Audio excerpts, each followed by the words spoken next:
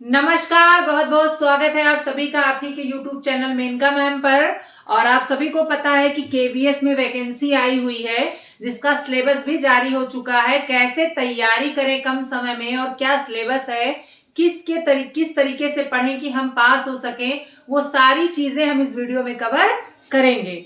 बहुत सारे बच्चे जो हमसे पढ़ते थे ऑफलाइन में, वो लोग कह रहे हैं कि मैम कुछ तरीका बताइए कि किस तरीके से हम लोग पढ़ें कि हमारे केवीएस में अच्छे मार्क्स आ सकें। उन्हीं सबके बच्चों के रिक्वेस्ट पर आप सब के लिए एक सटीक केवीएस का विश्लेषण लेकर आई हूं, जो सिलेबस का विश्लेषण भी है और कैसे आप तैयारी करें इसका भी विश्लेषण है। हम इस वीडियो में आप लोगों को बताएंगे कि क्या सिलेबस है और इसे कैसे कैसे पढ़ना है कि आप केवीएस को पास कर सकें। ये वैकेंसी 2018 के बाद अब आई है, मतलब पूरे 4 साल के बाद आई है। इन 4 सालों में कुछ सिलेबस में चेंजेस भी आए हैं। कुछ बच्चे जो दिए होंगे उन्हें तो पता होगा, लेकिन कुछ बच्चों के लिए बिल्कुल नया है। हमारे कई बच्चे जो अभी जल्दी में सीटेट पास किए हैं, 2019 वाले, 20 वाले और 21 वाले, ये सारे बैच के बच्चों के लिए नई भर्ती है। वो बच्चे बड़े समस्या में है कि कैसे पढ़ा जाए, इसमें क्या आता है क्या नहीं आता है, इसका सिलेबस कैसे है। हालांकि सिलेबस मैंने अपने ग्रुप पे भेज भी दिया था, लेकिन आप लोगों को हो सकता है समझ में ना आ रहा हो। उसी सारी समस्याओं को देखते हुए एक छोटे से वीडियो में हम उन सारी समस्याओं पर चर्चा करेंगे कि आपको कैसे पढ़ना है और सिलेबस में क्या है। तो सबसे पहले ये जान लीजिए कि कौन लोग इसमें दावेदारी कर सकते हैं या कौन लोग फॉर्म भर सकते हैं।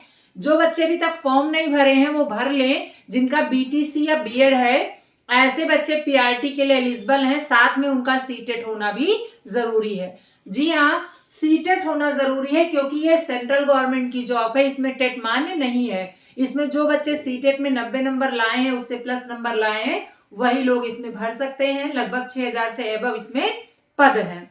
तो जो बच्चे फॉर्म अभी तक नहीं डाले हैं वो फॉर्म डाल लें, क्योंकि अभी तो आपका सुपर टेट आ नहीं रहा है। बहुत अच्छा चांस है आप सबके लिए कि आप इसमें जो है आवेदन करें और इसमें तैयारी करें। उन बच्चों के लिए बहुत ही अच्छा है जिनका एकेडमिक कम है, क्योंकि उसमें एकेडमिक जुड़ता था, और जिनका एकेडमिक कम है उन्हें बड़ा मेहनत करना पड़ता। इसमें एकेडमिक का कोई रोल नहीं है। इसमें एक फ्रेश भर्ती कह सकते हैं कि केवल एग्जाम, इंटरव्यू और जो है डेमो क्लास दिया गया है। इसमें अगर आप पास कर जाते हैं, 60 के अबव परसेंटेज आ जाते हैं, तो आप इंटरव्यू तक जाएंगे, फिर डेमो क्लास, फिर ओवरऑल मेरिट बना के आपका सिलेक्शन किया जाएगा। तो जिन बच्चों की मेरिट कम है उन बच्चों के लिए बहुत ही अच्छा है। उसमें भी आपके ज्यादा से ज्यादा सब्जेक्ट है, इसमें भी सब्जेक्ट हैं, लेकिन बस आप लोगों को एक बेनिफिट ये है बीएड वाले बच्चों के लिए कि इसमें एकेडमिक नहीं है। ये बहुत ही अच्छी वैकेंसी है।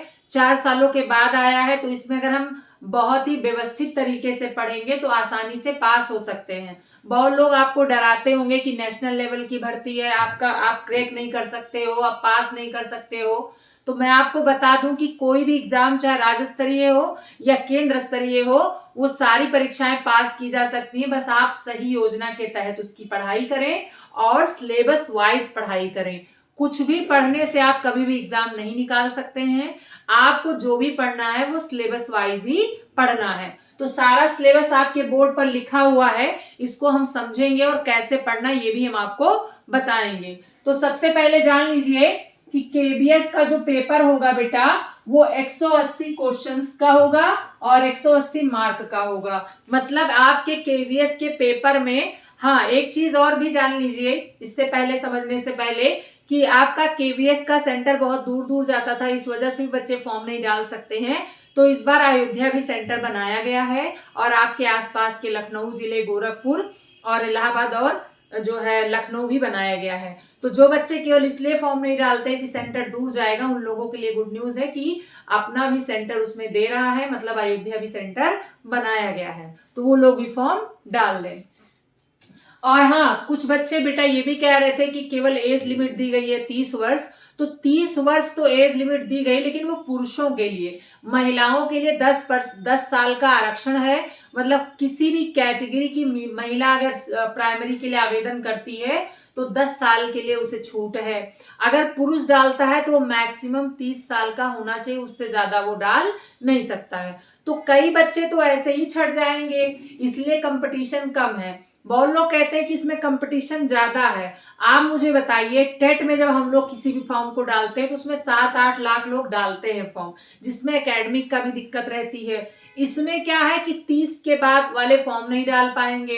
एक ये आपका डिसाइड हो जाता है कि कम फॉर्म पड़ेगा, और दूसरा जो बेटा वो है कि सीटेट सभी लोग नहीं क्वालिफाई होते। टेट तो बहुत लोग क्वालिफाई होते हैं, लेकिन सीटेट ज्यादा लोग क्वालिफाई नहीं करते हैं, तो फॉर्म बहुत ज्यादा नहीं पड़ेगा। अगर आपने योजनाबद्ध तरीके से तैयारी की है तो आपका निकल सकता है। अब देखते हैं सिलेबस पे एक नजर। हमारा कितने का आएगा? 180 नंबर का क्वेश्चंस आएगा। कितने नंबर का आएगा? 180 नंबर का क्वेश्चंस आएगा और 180 मार्क का, मतलब कुल मिला के 180 नंबर का पेपर है, ये मान के चलिए। 180 क्वेश्चन भी है और 180 मार्क भी है। इससे पहले वाले जो सिलेबस थे उसमें कुछ सब्जेक्ट के ज्यादा क्वेश्चंस दे दिए थे, कुछ के कम थे, लेकिन इस बार कुछ चेंज आया है, इसलिए आपको सिलेबस समझना होगा।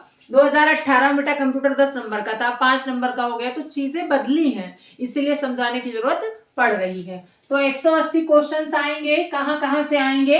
तो हमने इसको समझने के लिए पार्ट वाइज डिवाइड कर लिया है। 4 पार्ट में इसको मैंने बांट लिया है कि 180 नंबर कहां से आएंगे। पहले पार्ट में हमने भाषा को रखा है। पहले पार्ट में हमने क्या रखा है बेटा? भाषा को रखा है। जी हाँ, आप लोग चाहे सुपर टेट दीजिए या कोई भी एग्जाम दीजिए, उसमें भाषा जरूर पूछा जाता है। जैसे आप लोगों ने सीटेट दिया होगा तो उसमें भी भाषा पूछा गया होगा, फर्स्ट भाषा, सेकंड भाषा पूछा जाता है।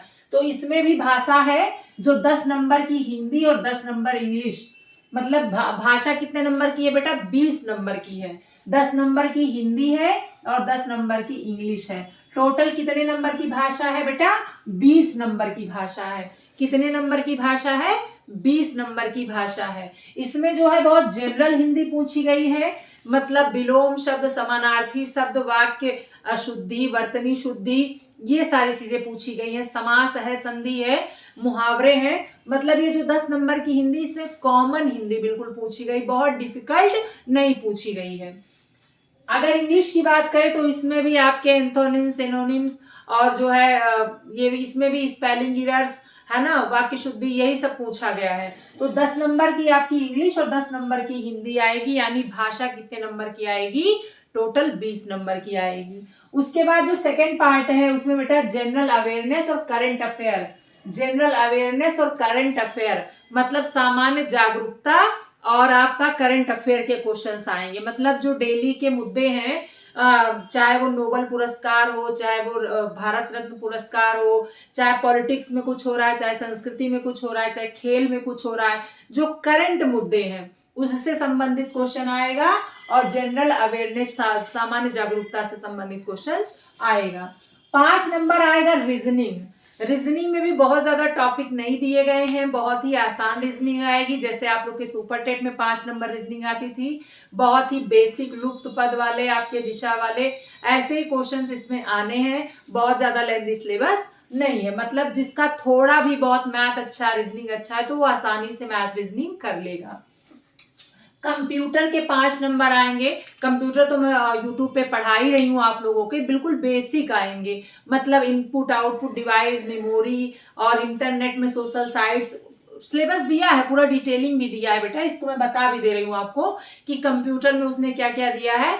बेसिक यानी हिस्ट्री दिया है, उसके बाद जो है इनपुट आउटपुट दिया है, मेमोरी दिया है, सोशल साइट्स दिया है, ऐसी चीजें दी है, और ऑपरेटिंग सिस्टम दिया है, सॉफ्टवेयर हार्डवेयर दिया है। तो बहुत ही छोटे सिलेबस में कंप्यूटर को समाप्त कर दिया गया है। अगर आप मेरे 2-4 वीडियो आगे के देख लेंगे ना तो वैसे ही आपका 5 क्वेश्चन सही हो जाएगा। हालांकि मैं इसका 5 नंबर वाला पढ़ा दूंगी, 2-3 प्रश्नोत्तरी में वो सारे क्वेश्चन को इंक्लूड कर दूंगी। पार्ट 3 में क्या है बेटा? पेडोलॉजी। आप लोगों ने सीटेट का एग्जाम दिया है कि नहीं दिया है? दिया है। तो सीटेट के एग्जाम में आपने क्या देखा है कि क्या आता है? पेडोलॉजी आती है, मतलब शिक्षण आता है। तो इसमें भी पूरे 60 नंबर का शिक्षण है। कितने नंबर का शिक्षण है बेटा? 60 नंबर का है, जिसको 3 पार्टों में बांट दिया गया, अंडरस्टैंडिंग लर्निंग और अंडरस्टैंडिंग टीचिंग लर्निंग और इन्वायरमेंट और लीडरशिप। 3 चीजों में इसको बांट के पढ़ाया गया। मतलब आपका टीचिंग लर्निंग कैसी होनी चाहिए, आप छात्र कैसे सीखता है, शिक्षक की क्या भूमिकाएं हैं, कैसे उसको वातावरण दिया जाए, और क्लास में लीडरशिप कैसी होनी चाहिए, इन सारे चीजों को 60 नंबर में शामिल किया गया है। इसमें ज्यादातर मोस्टली जो क्वेश्चंस आएंगे वो कॉमन सेंस वाले आएंगे। जैसे सीटेट में विदाउट सिलेबस आते नहीं है क्वेश्चन कि कौन सा विकल्प सही है, कौन सी प्रगतिशील कक्षा का उदाहरण है, कौन सा प्रभावशाली कक्षा का उदाहरण है, किसमें शिक्षण कार्य हो रहा है, कौन सा वातावरण अच्छा माना जाता है, बंद खुला या संबद्ध। तो कहने का तात्पर्य यह है कि जो ये पेडोलॉजी वाले 60 आएंगे ना, मतलब शिक्षण वाले जो 60 आएंगे वो कैसे होंगे, जैसे सीटेट में आता है बिल्कुल शिक्षण का, वैसे ही आएंगे। मतलब इसके लिए आपको क्या करना है, आपको प्राइमरी का और जूनियर का दोनों को साइको वाला जो पार्ट नहीं है बेटा, उसको सॉल्व कर लेना है। पूरे 10 साल के पेपर अगर सॉल्व कर लेते हैं ना, तो ये पेडोलॉजी वाला सॉल्व हो जाएगा। पूरा सेम सिलेबस वही सीटेट वाला इसमें है जो सीटेट में है, और क्वेश्चन पूछने का पैटर्न भी वही सेम ही होगा, क्योंकि एक ही बोर्ड कराता है तो वो बोर्ड सेम रहता है, तो क्वेश्चन पूछने का आइडिया भी सेम रहता है। तो आप लोग इसको तैयार करने के लिए सबसे अच्छा जो जुगाड़ मैं बता रही हूँ कि प्राइमरी की बुक ले लीजिए और जूनियर की बुक ले लीजिए। किसका? प्रीवियस ईयर जो सीटेट का है, उसके जितने भी साइको के क्वेश्चन है उसको एक तरफ से आप सॉल्व कर डालिएगा। आप 101% बता रहे 30+ आप कर ले जाएंगे। इसके बाद आपका जो चौथा पार्ट है जिसको सब्जेक्ट कहा गया, जिसको सब्जेक्ट वाला पार्ट कहा गया, ये 80 नंबर का है। ये 80 नंबर का पार्ट है। इसमें क्या आएगा बेटा? 20 नंबर की हिंदी, बिल्कुल बेसिक हिंदी आएगी, बिल्कुल बेसिक। उसके बाद मैथ बिल्कुल बेसिक, और ईवीएस आएगा। आप लोगों का वही ईवीएस जो सीटेट में है, सेम वही ईवीएस इसमें आएगा। आप लोगों ने देखा होगा कि ईवीएस में कैसे क्वेश्चन आते हैं, घर, परिवार, जल से, वातावरण से, भ्रमण से, ये सब मतलब पर्यावरण क्यों पढ़ाया जाता है कि बच्चा वातावरण भी समझे, वातावरण के अनुसार कैसे सीखे, इन सारे चीजों को ही इसमें रखा गया है ना। घर से वो कैसे सीखता है, पास पड़ोस से कैसे सीखता है, और कैसे वो वातावरण में अपना सामंजस्य बनाता है। तो पर्यावरण के वही क्वेश्चन आएंगे जो सीटेट में पूछे गए हैं, मतलब उसी बेसिस पे आएंगे। तो अगर आप प्रीवियस ईयर के पर्यावरण वाला भी पार्ट को सॉल्व करेंगे तो आपको तरीके पता चल जाएंगे। याद रखिएगा ईवीएस में ऐसे क्वेश्चंस बनेंगे। ये तीनों चारों मिला के, मतलब हिंदी, इंग्लिश, मैथ, ईवीएस मिला के 80 नंबर का है। तो यहां से भी आप स्कोर कर सकते हैं। सबसे ज्यादा तो स्कोर आप यहां से कर सकते हैं और यहां से, और ये तो भाई अपने ऊपर है। अगर आपका अंडरस्टैंडिंग बहुत अच्छी है, अगर आप वाकई टीचिंग कहीं किए हैं, तो आप आसानी से इस क्वेश्चंस को कर ले जाएंगे। क्योंकि ये क्या देखता है, ये क्वेश्चन ऐसे बनाता है कि आपका दृष्टिकोण देखता है कि आप कैसे दृष्टिकोण के हैं। तो ये जो 60 नंबर का है बहुत ही इंपॉर्टेंट है, और यहाँ से जो है आप क्वेश्चन उठा सकते हो ज्यादा से ज्यादा। इसके बाद जब आपका एग्जाम हो जाएगा तो डेमो टीचिंग 30 मार्क की है और इंटरव्यू 30 मार्क की है। इसमें जो भी स्कोर लाएंगे मेन स्कोर में ऐड करके आपकी फाइनल मेरिट का सिलेक्शन वाली मेरिट बनेगी। तो सिलेबस मुझे लगता है आप लोग को समझ में आ गया होगा। हिंदी 10 नंबर की उधर, और आपका वो जनरल हिंदी है, वो सबके लिए कॉमन है। इसमें आपका 20 नंबर यानी 30 नंबर की हिंदी है और 30 नंबर की इंग्लिश है, 60 नंबर की पेडोलॉजी है, 5 नंबर का रीजनिंग है, 5 नंबर का कंप्यूटर है, 10 नंबर का जनरल अवेयरनेस और करंट अफेयर है, और उसके बाद जो है 20 नंबर का आपका ईवीएस है, 30 नंबर का डेमो क्लास और 30 नंबर का इंटरव्यू है। इसको बेटा क्रैक करने के लिए जो मैं आपको आइडिया दे रहा हूँ बहुत ही फायदेमंद है। आप प्रीवियस ईयर के मॉडल पेपर निकाल लीजिए नेट से। आपके 2001 में हुआ है, 13 में हुआ है, 17 में हुआ है, 19 में हुआ है, 18 में हुआ है, 19 में नहीं हुआ है। उसको आप सॉल्व करिए, आपको एक आइडिया लगेगा कि पेपर कैसे पूछा जाता है। उसके अतिरिक्त आपको क्या करना है, प्राइमरी का और जूनियर का सीटेट का पेपर सॉल्व करना है। अगर आप प्राइमरी का और जूनियर का पेपर का सीटेट पूरा पोर्शन सॉल्व कर लेते हैं ना, तो समझ लीजिए आपको पास होने से कोई नहीं रोक सकता, क्योंकि पैटर्न सेम है, सिलेबस बिल्कुल उसी तरह से है। सिलेबस सेम नहीं है, क्वेश्चन और जो सिलेबस के अंदर दिया गया है वही वही पार्ट इसमें भी है जो आपके सीटेट में दिया गया है। हालांकि उसमें 5 ही सब्जेक्ट है, आप उससे कंपेयर ही नहीं कर सकते हैं।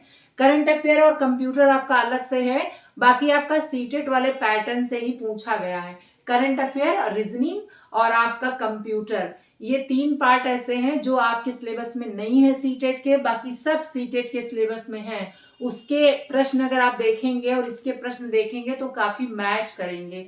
तो इसीलिए आज से अगर आपको तैयारी स्टार्ट करनी है तो पहला काम आप ये करिए कि जितने भी सीटेट के पेपर हैं उसको सॉल्व कर डालिए, प्राइमरी का भी और जूनियर का भी। बाकी सिलेबस वाइज इसको नोट कर लीजिएगा। पेडोलॉजी वाला पार्ट मैं अपने यूट्यूब के चैनल पे पढ़ा दूंगी, मतलब मैं शिक्षण जो है ऑलरेडी पढ़ाई हुई हूँ, 7-8 लेक्चर मेरे हो भी गए हैं शिक्षण में। शिक्षण को वहां से पढ़ लीजिएगा। शिक्षक की भूमिका का मैं बहुत ही जल्दी वीडियो लेकर आऊंगी, और जो भी बच्चे केवीएस की तैयारी कर रहे हैं उस वीडियो को जरूर देखें। और मैंने जो कुछ बताया है बेटा उसको नोट करिए। आप लोग बहुत ज्यादा चीजें मत पढ़िए, वो चीजें पढ़िए जो काम की हैं। जो काम की नहीं है वो चीजें आप पढ़ेंगे तो आपका टाइम भी बर्बाद होगा और आप एग्जाम भी पास नहीं कर पाएंगे। मतलब जैसे हिंदी लेकर आप इतने देर तक बैठे हैं, आप मनोविज्ञान पढ़ ही नहीं रहे हैं या इंग्लिश पढ़ ही नहीं, तो जो टॉपिक्स कठिन है उसको आप पढ़िए। जो एकदम आसान है, जो आप कर ही सकते हैं, उसी पे काम कर रहे हैं, तो वो आपका छूट जाएगा। मतलब आपको योजनाबद्ध तरीके से ये पढ़ना होगा, तभी आपका निकलेगा। तो आज से ही पेपर सॉल्व करना स्टार्ट कर दीजिए। मुझे लगता है कि मार्च या अप्रैल में इसका पेपर करवा देंगे, बहुत ज्यादा लेट लपेट इसमें नहीं होता है। टाइमली फॉर्म भरे जाते हैं, टाइमली रिजल्ट आता है और टाइमली इसका सिलेक्शन वाला रिजल्ट भी आ जाता है। बहुत ज्यादा इसमें समय नहीं लेते हैं। कुछ भी समझ में ना आया हो तो कमेंट बॉक्स में जरूर लिखें, वो सारी चीजें आपको प्रोवाइड की जाएंगी जो पॉसिबल होंगी। और मैं कोशिश करूंगी कि केवीएस के जो पेडोलॉजी वाले पार्ट हैं इसको मैं अपने यूट्यूब चैनल पे पढ़ा दूंगी, और इसका आप लोग स्क्रीनशॉट ले लीजिएगा। मिलूंगी नेक्स्ट वीडियो में, तब तक के लिए बहुत बहुत धन्यवाद।